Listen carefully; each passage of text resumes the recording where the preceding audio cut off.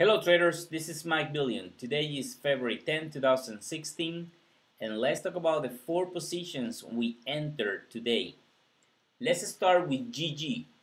GG break out this falling wedge the last 2 days, and today it gave us the opportunity to enter. I was waiting for this breakdown to enter long. You can see the DMI is bullish and strong, and he entered inside the falling wedge, but it bounced immediately, and I saw the nice volume. You see this volume here? He trade 40 millions. He usually trade between 9 to 10 millions, but he trade $14 million today. So everybody was waiting to buy the bounce to drop, and now I think it's gonna head to 1579, which is my first target. Remember, back in October, it was October 2015. You see all this resistance here. It traded right there for many days until it break down, but it was on the earnings. I think this time it's gonna go there and it's gonna break out. Earnings are expecting February 25th, but price is bullish, the chart is bullish, DMI is bullish, and I like the trade. Now let's talk about the spider. We also entered the spider short, and I'm going to tell you why. We are right here at support, but DMI is bearish and it has a lot of room for the bears to take this down to 173.85. We saw the bounce, and I saw the low volume in the morning when it was bouncing to 188, which is the Fibonacci resistance. You see exactly when there, and it failed. And it failed at the 5, it failed at the 20, the 1 double exponential. I think if we finally get a lower low in any of these candles, we might get a nice trend and go to our target 173.85. This is bearish and it's strong. It's a strong bear. I think we might get to our target. So let's see what happens. Now let's talk about IWM. The same. We got short. I saw that it failed at the 5 simple moving average.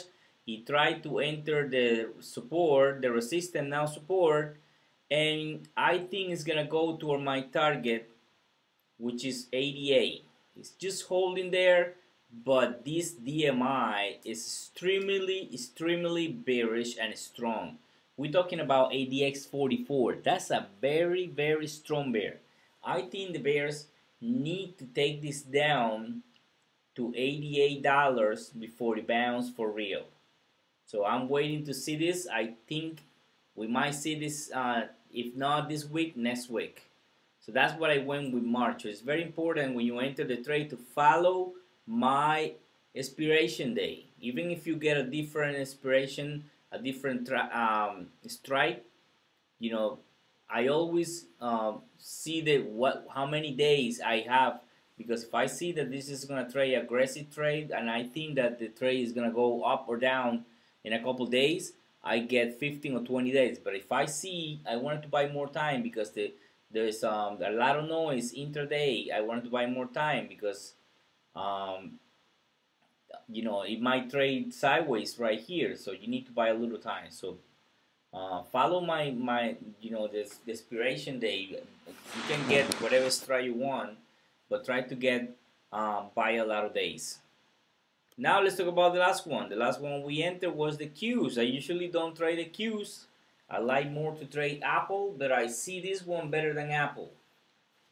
Right here, it failed at this trend resistance, and I think if we get a lower low tomorrow, boom, this thing is gonna go to 90, and we can make a good trade right there. So very simple. DMI is bearish and strong. You can see how bearish this DMI is with the ADX at 41, and there is room for the bears to take this down to 90. We just need a bad day and this thing can drop down like a stone.